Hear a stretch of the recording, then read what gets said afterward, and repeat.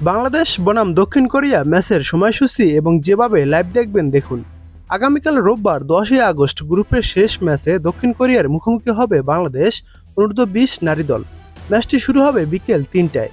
পূর্ব তিমুরকে হারানোর উচ্ছ্বাসের মাঝেও স্বস্তিতে নেই পিটার বাটলার।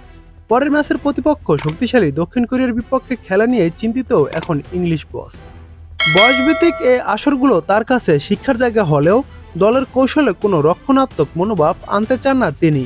ভূয়সী প্রশংসা করেছেন তৃষ্ণা শিখাদের।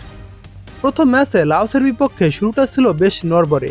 একের পর এক মিসে হতাশা জমতে শুরু করেছিল ডাগ আউটে তার। কিন্তু সময় যত গড়িয়েছে আধিপত্য দেখিয়েছে লাল সবুজের মেয়েরা।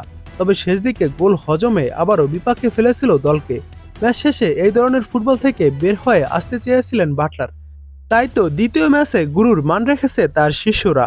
শুরুর গরমিল থাকলেও গুছিয়ে নিতে সময় নেননি আফিদারা। শিশুদের পারফরমেন্সে খুশি কোচ পিটার বাটলার বলেন, আমি আজকের অর্থাৎ শুক্রবারের খেলায় খুবই খুশি। যদিও শুরুর কয়েকটা মিনিট আমরা ভালো ফুটবল খেলিনি, তবে সময়ের সঙ্গে সঙ্গে মেয়েরা সব গুছিয়ে নিয়েছে। তাদের পাসিং সেট পিস থেকে অসাধারণ ছিল।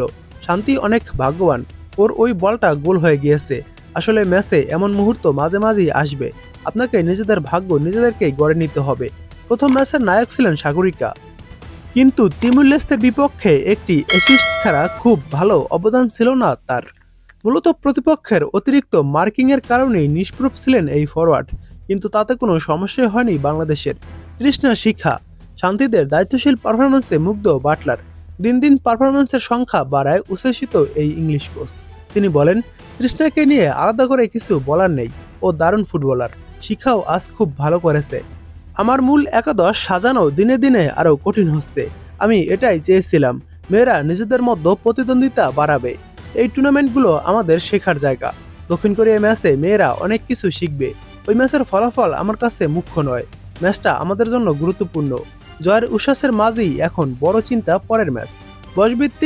বয়সভিত্তিককে এতদিন দাপট দেখালো, প্রতিপক্ষ নিয়ে টুকটাক অসন্তোষ ছিল কোচের মধ্যে। সবসময় আরও শক্তিশালী কাউকে চাইতেন তিনি। এবার এশিয়ান কাপের বাছাইয়ে বাংলাদেশের সামনে শক্তিশালী দক্ষিণ কোরিয়া। সে ম্যাচে মেয়েরা কিভাবে রিয়্যাক্ট করে সেটাই দেখতে চান বাটলার। ফল নয়, সে ম্যাচ থেকে প্রাপ্ত শিক্ষাগুলোই আগামীর ভবিষ্যৎ হবে বলে বিশ্বাস তার। তিনি বলেন, কোরিয়া শক্তিশালী এ বিষয়ে কোনো দ্বিমত নেই, কিন্তু আমি কোনো নেগেটিভ মাইন্ড নিয়ে খেলতে রাজি নই। আমরা আমাদের স্বাভাবিক কৌশলী খেলব। ঠিকঠাক নিজেদের কাজ করতে পারলে আমরা এই ম্যাচ থেকে অনেক কিছু শিখতে পারবো। আগামীকাল বিকাল 3টায় এই দক্ষিণ কোরিয়ার সাথে বাংলাদেশ খেলবে। এই ম্যাচটি আপনারা ইউটিউবে লাইভ দেখতে পারবেন। ইউটিউবে চলে যাওয়ার পর সার্চ করে দিবেন লা অফ টিভি লিখে সার্চ করার পর বাংলাদেশ ও সাউথ কোরিয়ার এই ম্যাচটি আপনারা সেখানেই উপভোগ করতে পারবেন।